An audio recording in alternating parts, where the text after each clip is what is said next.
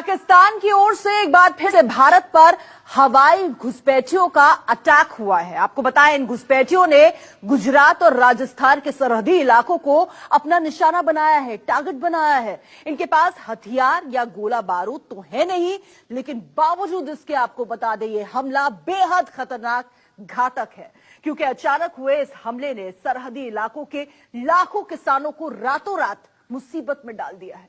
देखिए पाकिस्तान की भुक्कड़ पलटन रिपोर्ट में।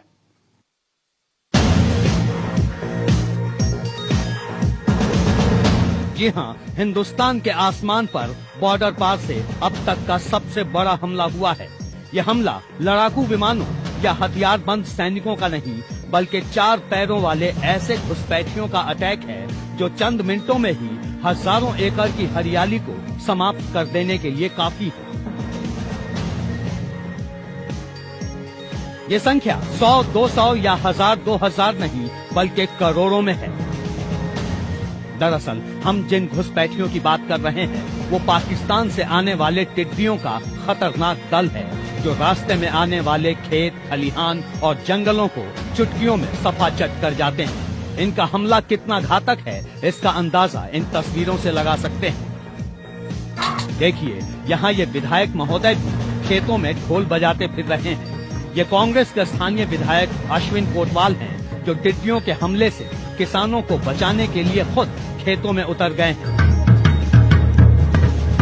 खेत ब्रह्मा सीट से विधायक अश्विन यहाँ स्थानीय किसानों के साथ मिलकर फसलों को टिड्डियों के आतंक से बचाने की कोशिश कर रहे हैं। टिड्डी की वजह से यहाँ पर किसानों ने जो रबी पाक में, शियालू पाक में जो खेती की है, उसमें गेहूं है, अनार है, एरंडी है, ज्वार है, मकई है, जो भी खेत किया है वो पूरा साफ कर दिया है। जहाँ पर वो टिड्डी बैठते हैं वहाँ से उठकर जहाँ पर बैठते हैं वहाँ पर पूरी किसानों ने खेती जो की है, जो अनाज बोया है, वो सभी सफाचट कर दिया है। देखिए बनासकांठा के इन खेतों का ये अजीबोगरीब नजारा। जिन खेतों में किसान आमतौर पर हल चलाते और बीज डालते या फसलों की कटाई करते नजर आते हैं, उन खेतों में यही किसान जहाँ देखो शोर मचाते नजर आ रहे हैं। कोई थाली पीट रहा है, कोई ढोल बजा रहा है। मकसद सिर्फ एक है, किसी तरह इन भुक्खड़ टिड्डियों को खेतों से बाहर निकालना।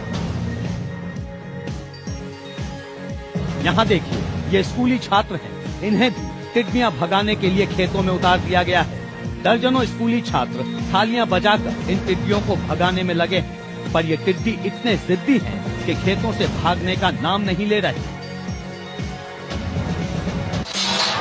अब इन्हें देखिए, लाल जैकेट में थाली बजाते ये हैं बीजेपी के प्रदेश अध्यक्ष जीतू वाघानी, जो टिड्डियों को भगाने के लिए खुद खेत में उतर गए हैं। ये किसानों के साथ मिलकर इस संकट का सामना कर रहे हैं। स्थानीय किसान अलग अलग तरीकों से टिड्डियों को भगाने की कोशिश कर रहे हैं, तो वहीं राज्य सरकार का टिड्डी नियंत्रण विभाग लगातार दवाई छिड़कने का काम कर रहा है। देखिए, सफेद रंग की इस गाड़ी में लगी ये मशीन जो टिड्डियों पर केमिकल छिड़काव के लिए लगाई गई है। इस मशीन से दवा छिड़की भी जा रही है, लेकिन इसका कोई असर टिड्डियों पर देखने को नहीं मिल रहा और टिड्डियों का ये दल बड़े पैमाने पर किसानों को नुकसान पहुंचा चुका है। बनासकांठा के 7 तहसीलों में टिड्डियों का आतंक छाया है। 46 से ज्यादा गाँव में खेतों में लगी फसलों पर टिड्डियों का हमला हुआ है। टिड्डियों को भगाने के लिए प्रशासन ने 23 टीमों को लगाया है। टिड्डी नियंत्रण विभाग और कृषि विभाग की ओर से इन टिड्डियों को भगाने की पूरी कोशिश की जा रही है, लेकिन ये टिड्डी एक जगह से उड़कर फिर दूसरी जगहों पर डेरा जमा ले रहे हैं। लोकस कंट्रोल यूनिट की 15 टीम हो रही है और एग्रीकल्चर डिपार्टमेंट की 18 टीम जो सर्वे कर रही है। कुछ ही समय में इस टिड्डियों के आतंक पे कंट्रोल कर लेंगे। देखिए, सरसों के इस खेत में टिड्डियों ने कितना बड़ा हमला बोला है। खेतों से भगाने पर ये टिड्डी कभी दूसरे खेत में तो कभी जंगलों में डेरा जमा ले रहे हैं। देखिए, इन पेड़ों पर हजारों की संख्या में टिड्डियों का दल मौजूद है। इस जंगल में देखिए, सिर्फ टिड्डियों का कब्जा है। बनासकांठा के कई इलाकों में टिड्डियों को भगाने के लिए दवा का छिड़काव हो रहा है। बीजेपी और कांग्रेस दोनों पार्टियों के नेता खुद खेतों में टिड्डियां भगाने उतर पड़े। टिड्डियों के हमले को लेकर गुजरात की सियासत भी गरमाने लगी है। बीजेपी और कांग्रेस के बीच आरोप प्रत्यारोप का दौर शुरू हो चुका है। मौके की नजाकत को देखते हुए केंद्र सरकार की टीम भी इस मुसीबत से निपटने के लिए गुजरात पहुंच चुकी है। प्लान भी बनाए जा रहे हैं और दावा किया जा रहा है कि 3 दिन में टिड्डियों पर पूरी तरह काबू पा लिया जाएगा, पर फिलहाल ऐसा होता नहीं दिख रहा। साबरकांठा से अंकित चौहान के साथ भूपेंद्र सिंह, बनासकांठा, न्यूज़ 24।